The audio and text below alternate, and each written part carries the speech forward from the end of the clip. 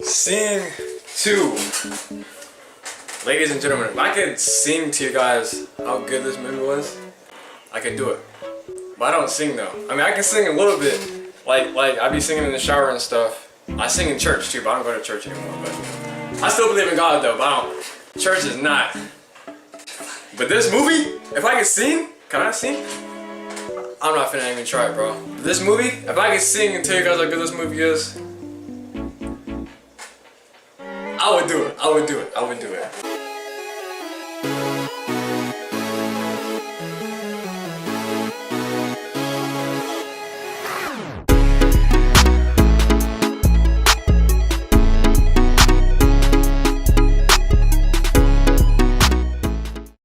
Can-Do Koala, Buster Moon and his all-star cast of animal performers prepare to launch a dazzling stage extravaganza in the glittering entertainment capital of the world. There's just one little catch though. He has to find and persuade the world's most reclusive rock star to join them. Why do movies do this? Why do you have a group of people, or animals in this case, they literally have to go find someone just to make them better? I don't get that. Why do movies do that? Let me tell you the cast. Bono. Yeah, Bono was in this. Bono. The only time I heard from Bono is because I watched South Park. And I'm just not remembering this. He was in one South Park episode, bro. It was just so weird. It was so weird. He was like drinking out of his dad's. I'm not even gonna say it. Whoa, I'm not even gonna say it. Halsey, Scarlett Johansson, Taron Egerton, Tori Kelly, Pharrell Williams, Letitia Wright, Bobby Cannavale, Garth Jennings, almost said Garth Brooks. I know some country music. I don't listen to it, but I know. Eric Andre, Chelsea Peretti, Reese Witherspoon, Matthew McConaughey, of course, Spike Jonze, Adam Buxton, Aiden Soria, Julia Davis, Laurent Jeria, Jennifer. It's just Jennifer. I think she does the one name like Zendaya and Rihanna. I looked up the cast. It said Jennifer. I was like, does she not have a last name? And then it said singer in parentheses. It said Jennifer, then parentheses singer. I was like, I don't know. She just dropped her last name and middle name. I don't know. Whatever. People do it nowadays. I do the 3 names. Usher and Elodie Martelet.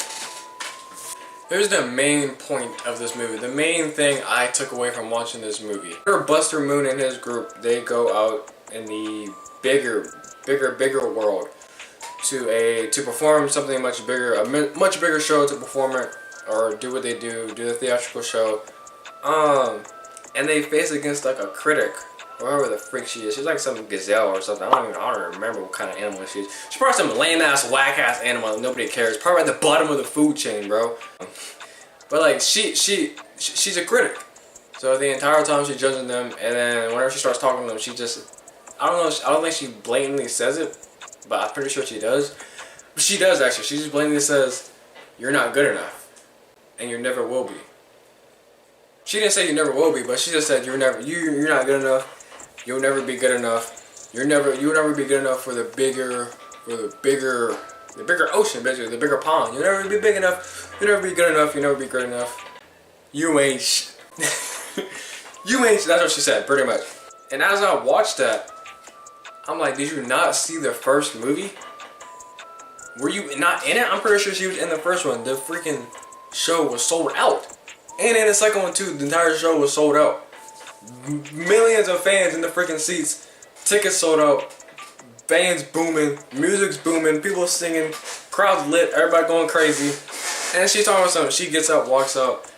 He chases her down, and she's like, "You're not good enough." That makes no sense. Why do people... There's people in your life, I would say, random, crazy, out of this world, bogus crap just to bring you down. For what reason? For what reason, you know? And it's like, yeah, he might not be good enough. He might not be good enough. But he knows he is, though. He knows he is. Because he just did what he did in part 1. Did you see that? And in part 2, he's doing it much bigger and doing it much better. So what it all boils down to pretty much is he doesn't have heart in it, I guess. He hears people saying you're not good enough, you'll never be good enough, you ain't crap. And that's getting to him. That's messing with his mind. They're playing mind games on him, messing with his brain, you know, and it's getting to him. And so he's like, oh, dang it, I can't do it. But why are people like that? Why are people like that? And another thing, this is a random thing, pretty much. They had this in part 1, where the moose lady, I don't know what animal she was, black moose, something like that. She literally said the same thing. She said the same thing. You're not good enough, Buster Moon. Your team of animals, your posse, your paparazzi, your team is not good enough. And he did the same thing in part 1. Let it get to him, and almost failed. But then he finally got up, and he's like, you know what? Freak you, freak this, freak your criticism. I am good enough. So I thought we already established that in part 1. But I guess apparently the writer, director, whoever wrote this movie was like, you know what? Whatever. I'll just throw it in there again, make him deal with the same bullcrap he dealt with in the first one. And then he's gonna overcome it, of course, because that's what he does. That's what the main hero protagonist does. The hard truth is, pretty much, you need people like this in your life. You sometimes need people like that, let's be honest. You need people that are gonna try and bring you down. You need people that are trying to talk crap. You need people that are gonna be like, you ain't crap, you're not gonna do anything, you never be anything, I'm better than you. You know, you're not gonna succeed in life. You need stuff like that. You need people like that. Why? Because that's gonna make you strive to become greater. That's gonna make you pursue what you want to achieve in life much more. Even though you already have it, you already want to achieve that. You already have that ambition in your blood. What? In your blood. You already have the ambition imprinted in you. But when you get people that are saying like you won't make it or anything like that, and it's taking you forever, you should have been, bro, DeAndre, you should have been in Hollywood doing movies and voice acting and stuff. You should have been at 100K on YouTube, bro. I'm like, I started late, okay? Gotta leave. But still, you know, I really truly believe sometimes you need people like that, just so you have in your mind, you know what? Touch my mic. Freak you. Freak all that crap. I'm doing all I want in life, regardless of who you are, regardless of what you say. If you stand in my way, I'm knocking you down. You stand in my way of what I want to achieve in my life, get out of here. I'm slapping you out the way. And that's what Buster pretty much did. I think what they did in part 1, they had the same conflict in part 1, but he resolved it. But I guess, I don't know, I'm getting too carried away. He resolved it, you know what? Scratch that. Out of the way. But part 2, he finally came to his terms, finally came to his mindset. He's like, you know what? Everywhere you go, literally everywhere you go, you're gonna have people like that. Or in this case, animals. You're gonna have animals like that. They're gonna talk crap about you. For what reason? I do not know. I do not know. But he came to the realism of it. Everything's cool. He's good. His team is good. He knows it. He seen what he did in part 1. He knows that. They're a hometown theater show group that's touring the big, I don't know, touring, but they go on a road trip. They go to this big freaking city. I forgot the name of the city. I'm gonna show it. Basically, they're not comfortable. They're really not. They're meeting a whole bunch of new people, new singers, new actresses, actors. I don't think actresses even go by actress anymore. I say I'm an actor now. They don't say actresses, but they have to meet a whole bunch of new people, new animals, new actors, new singers, new entertainers, performers, stuff like that. So they're initially, obviously, stepping out of their comfort zone just to push more. And whenever you do step out of your comfort zone to push more, to further more your career and your future, and then you have people talking crap about you, talking down about you, then that's gonna set you back. Because you're already uncomfortable, obviously, stepping out of your comfort zone. And then you get this barrage of insults and crap. People just coming your way. You ain't gonna be crap. All that stuff like that. That's literally what happened to this dude. That's what happened to his dude and his team and his crew. People were talking crap about him. He already stepped out of his comfort zone, not feeling. He felt like, oh, you know, I'm gonna do this. You know, he felt that. You know, he achieved that. He strived to do that. But he still wasn't comfortable with it. He wasn't fully accepting of it and comfortable with it. And that's what effed him up. But he got back up, did his thing, obviously. Obviously, when they're going to a bigger city, they're gonna meet newer animals. The writer, he or she wrote this in the movie. Obviously, you're gonna, whenever you move to a different city, what am I trying to say, man? Obviously, you're gonna meet new characters. As a viewer, you're gonna meet new characters, and sometimes those characters you're not gonna like. And obviously, that's the mindset of the writer, whoever wrote this. They're gonna, oh, we're gonna write a character, some boo-boo ass character that nobody likes, and that's what it is. Some creepy, not really creepy, crappy, trashy, weird characters, bro, that have no chemistry. And then as you're watching it, you're like, why is this dude even exist? Why is he in this world? You know? And that's initially just another obstacle that that Buster's team has to overcome. That's another obstacle that they have to break through. That's another obstacle in their life and their path to greatness that they have to achieve, you know? No chemistry whatsoever. You know the characters I was just talking about? No chemistry, bro. They did that on purpose just so you can hate that character that much more. No chemistry whatsoever. Yeah, the elephant, I forgot her name, the main elephant, she had to do a performance. So basically Buster wrote a whole new theatrical show, whole new play, musical, and obviously you got different characters. They're coming in, they're like, I want to do a show too. So like, oh, cool. Obviously they have no chemistry.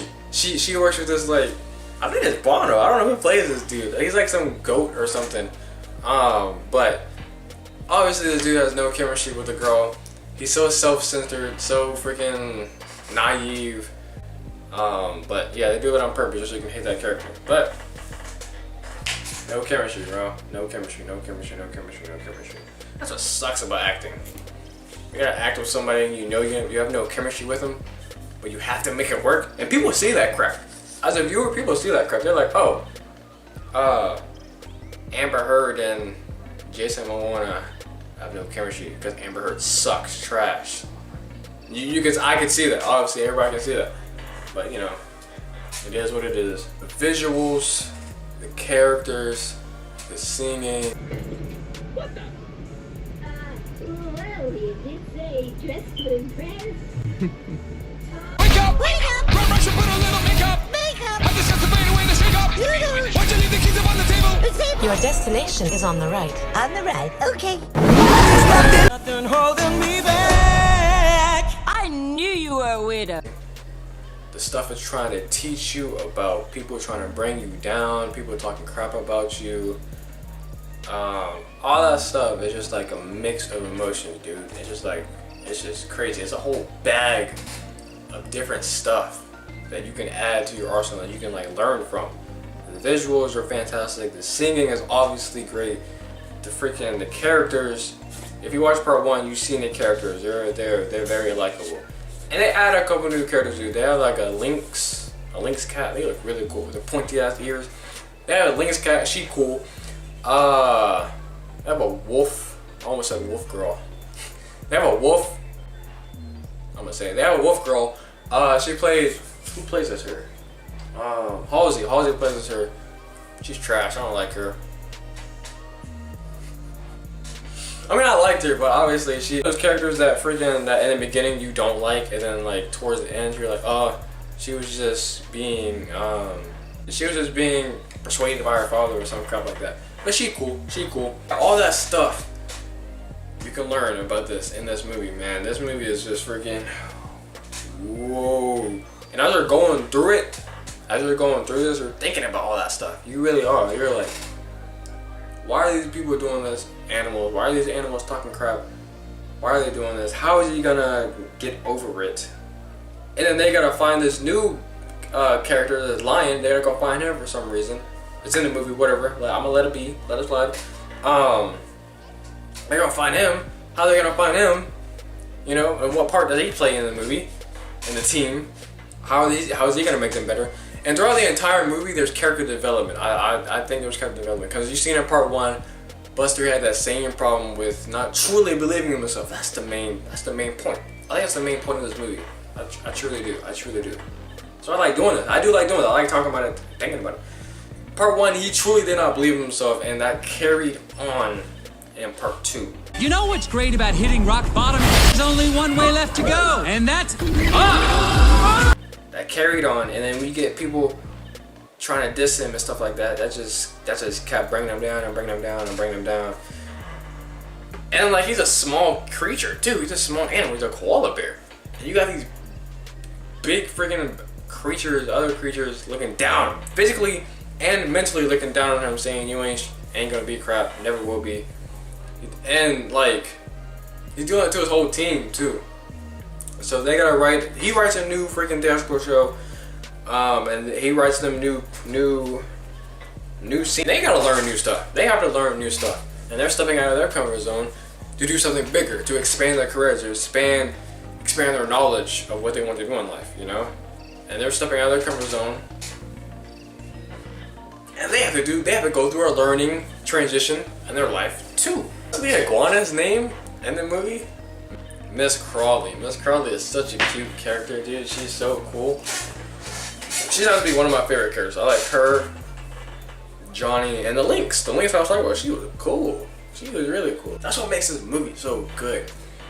That's what I love doing this. It's the characters and the story that they're trying to teach you, man. I truly believe that they're trying to teach you that no matter what, people down you and crap like that, you can still achieve what you want to if you truly want it. And that's what Buster did. He overcame that. Because he truly wanted it for his team and for himself. That's crazy that I talk about this because I just watched Monsters Inc. Not Monsters Inc. Monsters University. And that last scene with Sully and Mike Wazowski, bro. That last scene where Mike just said, he finally came to the truth, to the realism. I'm not good enough. I would never be scary enough. And that's kind of like the same thing that happened in this movie. You're not scary. You were right. They weren't scared of me. It's the hard truth. But the difference between Mike and this guy, Buster and his team, they know that they're good enough, that they can do this. That's the truth. You got people trying to tell him that he can't do this, you'll never be good enough. He did it in part 1, bro. He did it in part 1. Did you see that crap? He knows he can do it.